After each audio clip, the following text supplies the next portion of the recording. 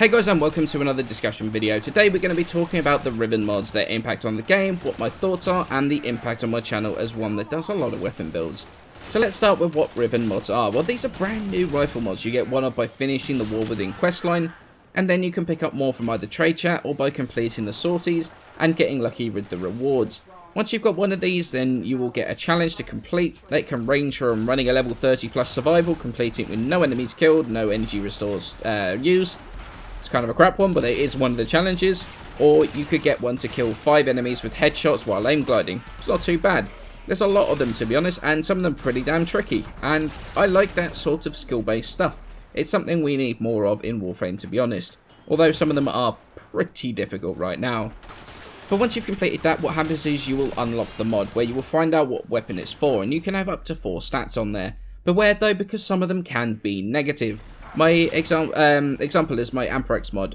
I ended up with 3 stats: 48% zoom, 119% damage, 83% crit hit damage.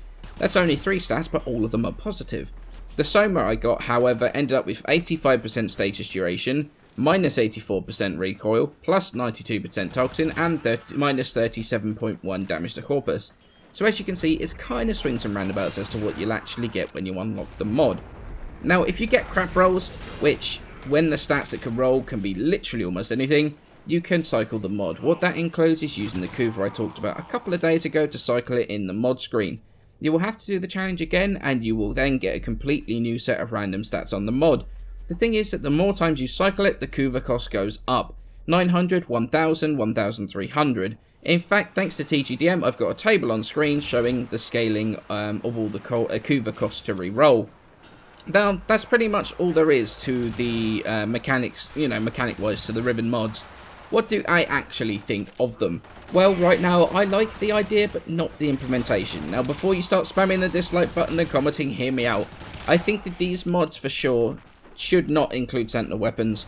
It feels really bad when you get a Sentinel mod instead of one that you want for your weapon. I do think, though, that a lot of the craziness from both the for and the against the Riven mods have come from the inclusion of the top-end weapons like the Tonkor, the Soma Prime, Synoid Simulor. Weapons that, to be honest, didn't really need any more buffing, because they already perform pretty amazingly in the content we actually have in the game. Those that like the Tonkor, the Synoid Simulor, they're super duper happy because they get amazing new mods for weapons they like already. And those that aren't are worried about the fact that these top-end weapons pull even further away from those that aren't in the top end. Now, I've got 2 conflicting opinions on these top ends, to be honest. Yes, they are going to be stronger than ever before, which, if you look at it out of context, that is a bad thing.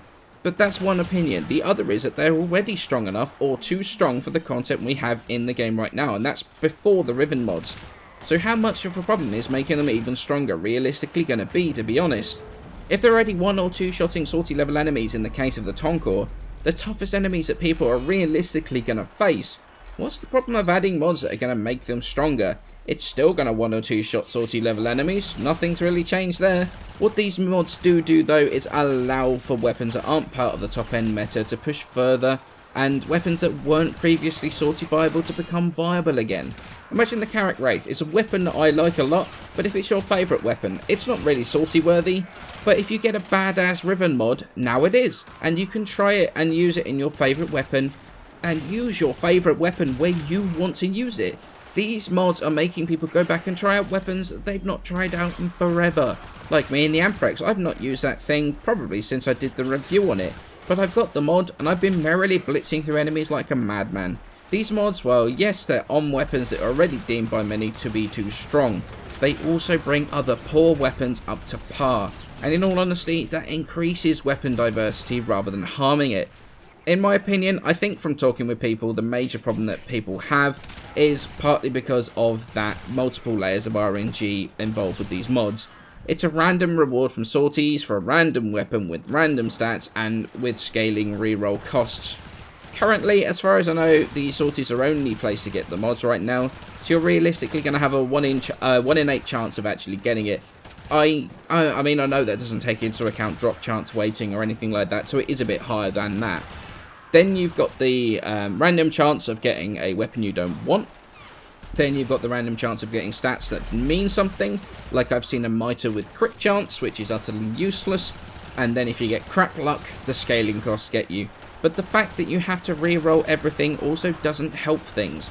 In this case, I would like to see a division style re-rolling system, where you could keep all the stats but re-roll one of them, for example. Like this Soma mod, I've got minus multi-shot on there. I'd have gladly taken this mod if I could re-roll that multi-shot off there. However, right now, I've got to roll the whole thing, which gets frustrating when you end up getting complete garbage rolls next time, when you had an almost perfect one beforehand.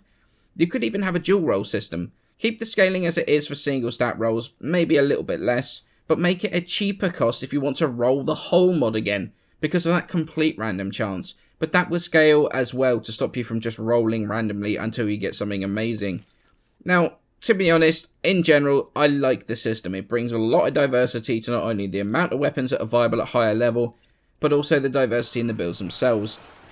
That's something I'm actually really looking forward to trying out try out some random crazy loadouts. It could be a lot of fun.